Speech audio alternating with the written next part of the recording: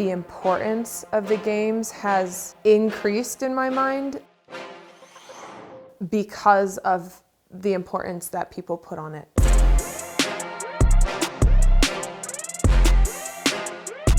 For most people, the all-important Olympic season, which I know for you athletes, like it's 1 in every 4. Yeah. And some competitions are actually bigger than the Olympics. But how do you approach this one, since it will be your 4th one? Yeah. And how do you feel like you're different, or what have you learned from the previous 3 that you'll take into this one?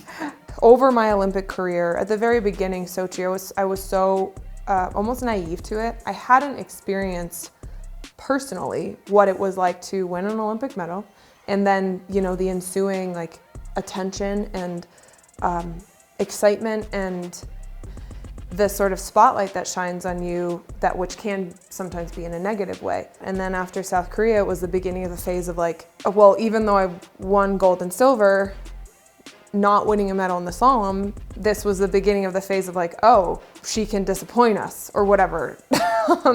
You know, over the course of my own Olympic journey, I feel like the importance of the games has increased in my mind because of the importance that people put on it externally.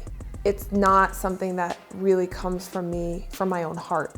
Like you had mentioned, we have other big events, other big competitions. I would put the Olympics, very important, but in a bucket with World Championships, or, you know, next to World Championships, next to World Cup, Globe, season titles. Maybe the titles are even higher in my mind. But those are not the thing that everybody pays attention to, and the Olympics are. So there's this external factor that really heightens the importance of the Olympics. And I feel like we're diving deep into this, and these are things I haven't realized, which is super helpful for me, because I am trying to get back to the almost like the passionate kid in me that's like dreaming of an Olympic medal, right? And to enjoy it for what it is, because Cortina is a place I know and love, right? So it's like there should be nothing stopping me from having the most incredible experience, and you know, and to ski fast, because that's what I work on for the rest of the time. And yeah, it's just like mentally, it's funny how things get a little bit tangled.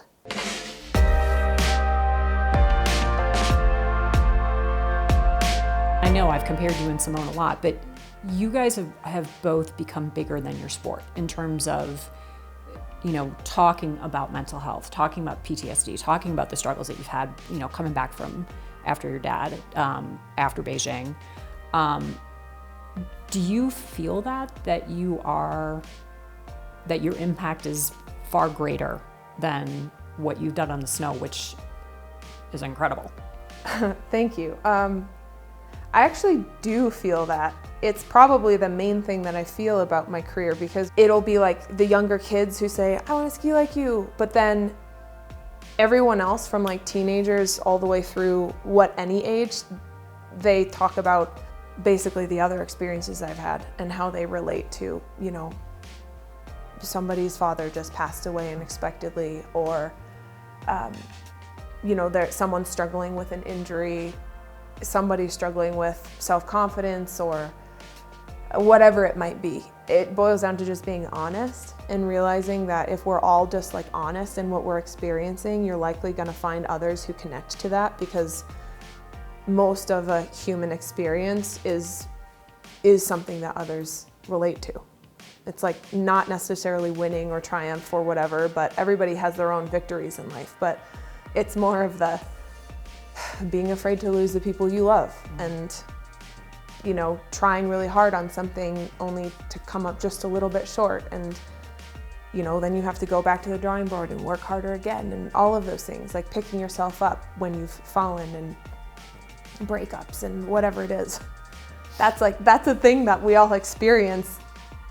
Like undoubtedly we all experience. So I do feel like people tend to actually relate to that side of my journey a lot more than the 101.